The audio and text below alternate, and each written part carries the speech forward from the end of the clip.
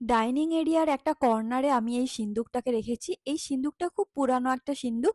এর উপর আজ আমি আমার টি অ্যান্ড কফি বারে সেট আপ করবো। তো প্রথমেই এই টেবিল রানারটা আমি মিডল করে পেতে নিলাম। এটা ভীষণই ভালো একটা টেবিল রানার, এটা আমি অনলাইন থেকে নিয়েছি, আমার ভীষণ পছন্দ হয়েছে।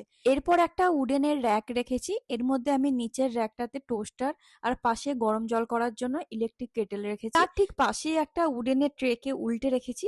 আর এর উপর আমি এয়ার ফ্রায়ারটা আপাতত রাখলাম। আসলে এই জায়গাটাতে না আমি পরে কফি মেশিন রাখবো বলে ঠিক করেছি, তখন এয়ার ফ্রায়ারটাকে আমি রান্নাঘরে পাঠিয়ে দেবো। আর একটা ছোট ট্রেকে আমি মিডিলে জায়গা করে রেখে তার উপর জলের বোতলগুলো রাখলাম। এখানে একটাই আমি বড় কোস্টার রাখলাম, বাকিগুলো ছোট কোস্টার। আর এই বড় কোস্টারটা না হাতে তৈরি করা প্লাস্টিক প্যাকেট দিয়ে।